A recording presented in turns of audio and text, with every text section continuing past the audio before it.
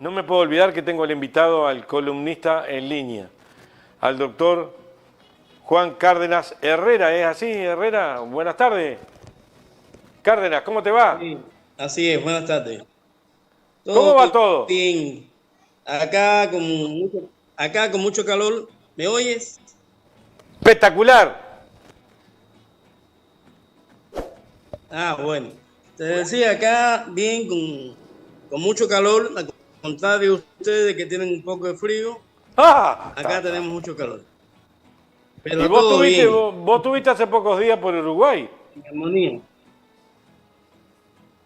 Sí, hace unos días estuve, pero Y allá cuando ya estaba aquí muy el choque frío. de calor es tremendo.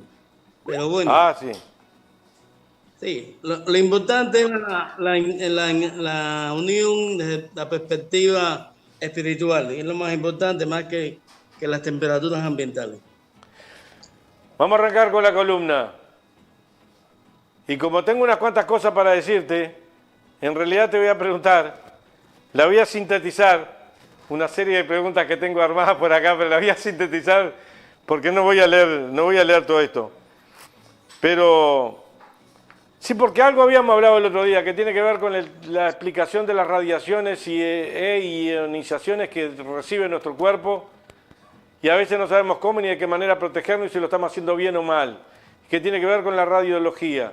Explícanos de qué se trata esto y por qué tú lo estás llevando adelante a nivel internacional. Sí, voy a tratar de una manera sintética, tratar de explicarlo, sobre todo para personas que no están familiarizadas con esta temática. Bueno, primero es que nosotros vivimos en un mundo que es reactivo. Lo que pasa es que los órganos sensoriales nuestros, los sensoriales humanos, no son capaces de detectar las radiaciones. Pero vivimos con radiaciones en el lugar que vivimos, en la comida que comemos, los que fuman, en el cigarro que fuman, en nuestro propio organismo hay radiaciones que están presentes independientemente de nuestra voluntad. Y hay otro grupo de radiaciones que son creadas por el hombre para para usos, digamos, de energía, lograr energía eléctrica, calorífica, para fines médicos, para fines de investigación, o sea, tiene para usos industriales, tiene toda una serie de aplicaciones y son radiaciones creadas por el hombre, o sea, tecnologías creadas por el hombre que permiten eso. Entonces tú me preguntabas en el caso particular de la radiología. La radiología médica es una técnica, una tecnología muy usada, muy demandada y que se descubrió desde el año 1895. Empezó rápidamente, se descubre casi casualmente, pero rápidamente tuvo una aplicación en el ámbito médico. El problema de la radiología, sin duda, es una tecnología muy bondadosa, muy favorable para la atención de la salud humana. Hay veces que el tema pasa por los temas de seguridad. O sea, hay veces que se descuida los aspectos relativos a la seguridad del paciente. Y de modo anecdótico, te comento que se empezaron a usar las radiaciones de la radiología en particular en 30, pero pasaron 30 años para percatarse que era necesario tener medidas de seguridad. O sea, los trabajadores estuvieron expuestos sin ningún tipo de seguridad durante 30 años. Pasaron 3 décadas. Pero lo más interesante aún es que para lograr la protección del paciente pasaron otras 7 décadas. Parece increíble, pero casi a los 100 años del descubrimiento es que de manera sistemática se empezó a proteger a los pacientes. Esto es una anécdota, pero es una realidad tangible. ¿Y cuál es el problema de la radiología? Bueno, si buscamos los datos que están publicados internacionalmente, vemos que hay un crecimiento, sobre todo en países que tienen desarrollo en salud, entiéndanse países que tienen al menos un médico por cada 1000 habitantes. En estos países ha habido un incremento de un 40% de los usos con respecto a la década anterior, o sea, antes de esta década que estamos usando. y tomemos como referencia el año actual. O sea, hace 10 años atrás se usaban 40 veces menos por ciento la radiología que actualmente. ¿A qué se debe esto? Bueno, a varios factores. Primero, es una tecnología, como ya había dicho, que tiene muchas bondades. Segundo, los países con desarrollo en salud comienzan a tener patrones demográficos en que predominan personas de la llamada tercera edad, personas adultas, patrones de mortalidad y de mortalidad de enfermedades que son crónicas transmisibles, y estos dos factores hacen que haya un mayor uso de estas técnicas. También ha habido avances tecnológicos en los últimos años y esos avances tecnológicos también se traducen en un mayor uso. Hasta ahí no habría ningún problema si no fuera que te comentara que en el 2021, en un estudio que se hizo,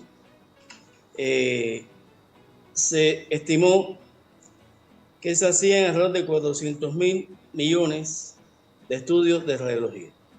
Pero el detalle es que alrededor del 25%... Juan, sí. ¿Cuántos millones dijiste? 400.000 millones de estudios de radiología. 400.000 millones. Ah. ¿Qué tanto afecta como invasión al cuerpo humano? En el mundo se hicieron en el 2021.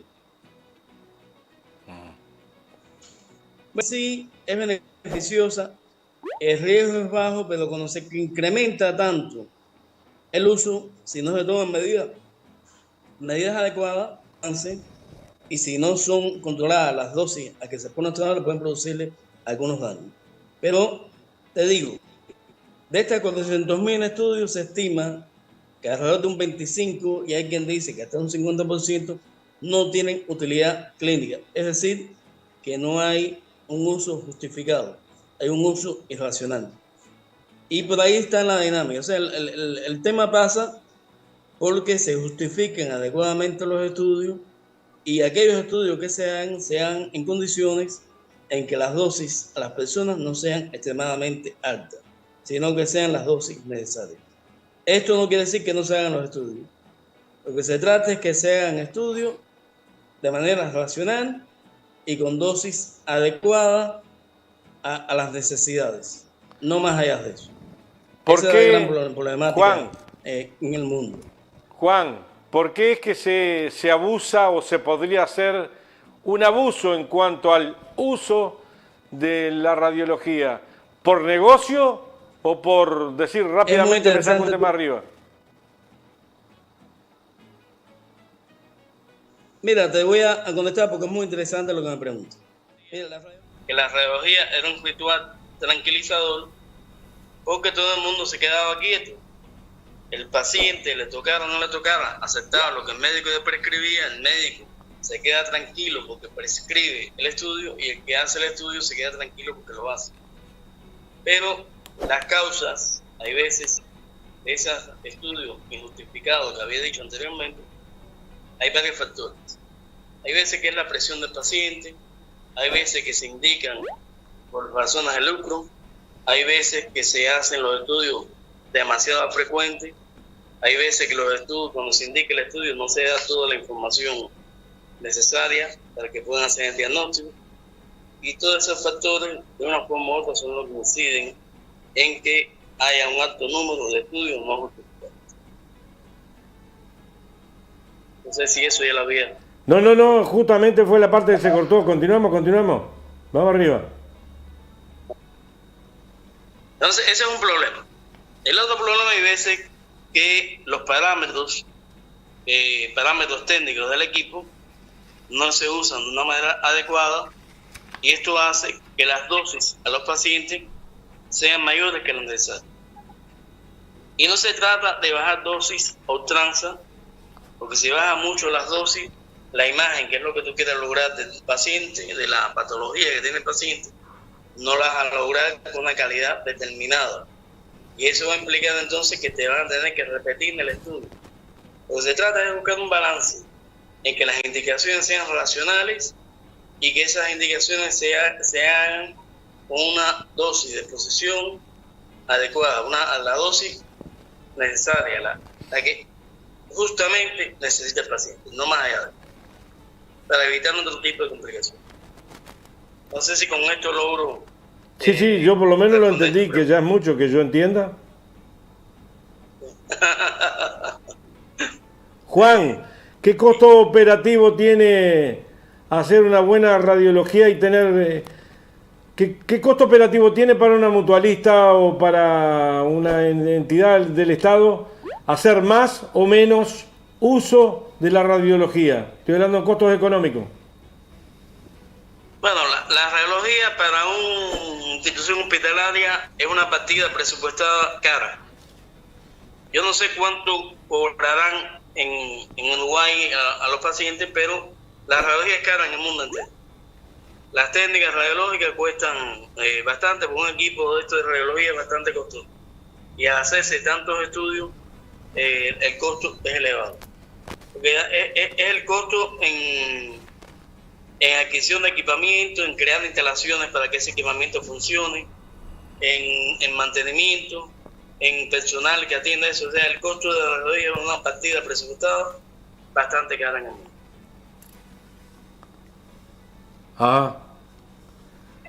¿Cuál es la vigencia de los aparatos? Yo, paciente, ¿dónde puedo controlar de que me estén haciendo algo bien? Porque como tú decías, por ejemplo, yo tengo cáncer y estoy pidiendo, que es lo que más se usa comúnmente, que me den radiología. Pero ¿cómo tengo yo para saber que están usando un aparato en buenas condiciones? Muy importante la pregunta. ¿Qué pasa? En el mundo, y no voy a referirme solo a América Latina, sino en general en el mundo, lamentablemente la participación del paciente en las decisiones médicas, y en el caso este particular que nos ocupa, la radiología, es mínima. Nadie le pregunta al paciente si se quiere o no hacer el estudio. No se le da una participación al paciente. Y cuando se hacen consentimientos informados, que en muchos lugares se hacen de la perspectiva de otros riesgos asociados a la radiología. Por ejemplo, hay estudios que llevan contrastes, y esos contrastes a base de productos yodados, y hay personas que son alérgicos a ese yodo, y entonces cuando le van a hacer un procedimiento de este tipo, generalmente le preguntan al paciente. Pero desde el punto de vista de las radiaciones, casi nadie pregunta absolutamente nada. Hacen el estudio, no lo hacen por maldad, sino lo hacen por necesidad, pero el paciente participa pobremente en la decisión. La decisión es más médica que del paciente. Es lo que te pudiera decir respecto. Yo estoy tratando de impulsar, al menos en mi país, de que esta situación cambie, pero eso requiere de mucha información, mucha comunicación, y en eso las redes sociales pueden jugar un papel fundamental. Pues yo a esa pregunta iba a ir. ¿Es un papel fundamental a favor o puede ser en contra también, utilizando las redes sociales? Puede ser en contra si no se usa una información adecuada. Si se hace con la información necesaria y actualizada, yo creo que puede ser muy útil. Y además en términos que llegue al gran público. No pueden ser términos muy seleccionados, muy tecnológicos. En ese término a que la gran población entienda. Sí, yo tenía una pregunta acá anotada que decía lo siguiente: ¿qué se hace en el mundo para mejorar la situación existente y en particular lo que se puede hacer en Uruguay? ¿Y cuál sería el rol de las redes sociales? No sé si está contestada de esa manera.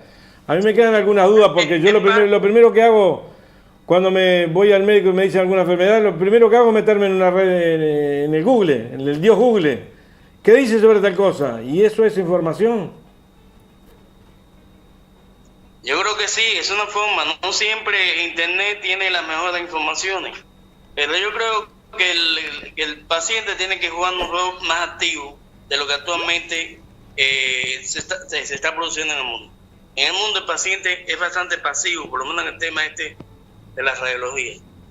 Y yo creo que sí, que se puede tratar de mejorar en ese tema. ¿Cómo se está en el Y las mundo? redes juegan un papel importante. En el mundo, mira, se han hecho en los últimos años varias conferencias internacionales, porque este tema del uso excesivo y de dosis alta es preocupación en el mundo entero. Pero hay una conferencia, aunque no es la última que se hizo en Bonn, y de ahí se derivaron unas 10 acciones, 10 grandes acciones. Y en el mundo se trazan pautas para llevar a la práctica estas acciones. De hecho, una reunión reciente en que yo participé en Uruguay, en Montevideo, trataba aproximadamente sobre esto, de ver cómo se podía mejorar esta situación. Y yo creo que tanto en Uruguay como en el resto de Latinoamérica, el tema pasa por crear conciencia en los profesionales de la salud, conciencia en los pacientes, y esa parte de esa conciencia es dependiente de información. Y las redes sociales, reitero, pueden jugar un papel muy importante en eso. ¿Cómo está? Nos tenemos que ir, ya estamos terminando. Después nos hablamos fuera yo veo cómo ubicarnos para ver la próxima salida, cómo la hacemos. Va a ser dentro de 15 días. Pero una última preguntita acá de despedida. A nivel internacional, global, desde tu experiencia a través de la Agencia Internacional de la Energía Atómica, los países, en general, públicos y privados, están invirtiendo lo necesario en este tipo de información y formación de académicos en radiología? Yo creo que invierten, pero yo creo que hay que invertir más, pero no tanto invertir, sino en la calidad de esa inversión.